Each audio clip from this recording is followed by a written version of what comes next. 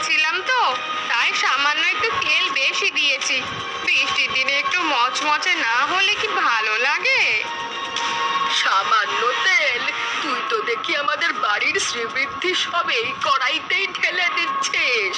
Drum থেকে একটু একটু করে নিয়ে শিশিতে রাখতে বলেছিলাম না? তুই তো দেখি ড্রামটাই খালি করে দিবি। আর এই মেঝেতে ময়দা পড়ে আছে কেন? চাল ডাল ময়দা কি আকাশ থেকে পড়ে? ময়দা চালতে গিয়ে একটু পড়ে গিয়েছিল মা, আমি এখনই পরিষ্কার করে দিচ্ছি। আপনি ঘরে গিয়ে বসুন, আমি এখনই পিহুকে দিয়ে আপনার খাবার পাঠিয়ে দিচ্ছি। তোদের এই অপচয় দেখলে শরীরের রক্ত একেবারে মাথায় উঠে যায়। আজ থেকে আর কোনো কথা চলবে না। এখন থেকে রান্নাঘরে যা লাগবে সব আমার ঘর থেকে মেপে মেপে নিয়ে আসবি। তেলের ড্রাম আর ময়দার পাত্র আমার ঘরে থাকবে। পিহু, তুই এদিকে আয় তো নাতনি। এই বড় ড্রামটা আর ময়দার কৌটোটা নিয়ে আমার ঘরের সিন্ধুকে রাখ। ঠিক আছে মা, আপনি যখন বলবেন তখনই দেব। পিহু, ঠাকুমাকে সাহায্য কর জিনিসগুলো নিয়ে যেতে। কি ব্যাপার কবিতা, টেবিলে আজকে এত নিরামিষ কেন? আর তোমার মুখটাও আজকে এমন হাঁড়িপোনা হয়ে আছে কেন? একা একা বিড়বিড় করছো কেন কবিতা? কিছু হয়েছে নাকি?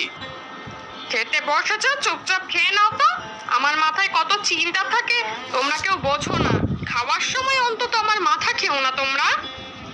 ওরে বাবা, আমি আবার কি করলাম? আমি তো কেবল তরকারির কথা জিজ্ঞেস করলাম। বিহু, তোর মা আজকে এত রেগে আছে কেন রে? তুই কিছু করেছিস নাকি? আমি কিছু করিনি বাবা, ঠাকুমা রান্নাঘরে গিয়ে মাকে অনেক বকা দিয়েছে। ওই যে মা একটু বেশি তেল দিয়ে লুচি ভেজেছিল তো, তাই ঠাকুমা এসে তেলের ড্রাম নিজের ঘরে নিয়ে তালা দিয়ে দিয়েছে। এখন নাকি প্রতিদিন রান্নার তেল ঠাকুমার হাত থেকেই মেপে আনতে হবে। উফ, মা আর পারলো না। বৃদ্ধ বয়সে মানুষের একটু ধর্মকর্মে মন দেওয়া উচিত, আর মা সারা দিন চাল ডাল আর তেলের হিসেব নিয়ে পড়ে আছে। কবিতা, তুমি কিছু মনে করো না, মার তো স্বভাব তুমি জানোই, তাই না?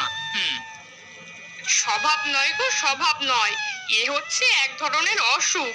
তোমার মা এই কিপটেমিতে সারা দুনিয়ায় প্রথম হবেন।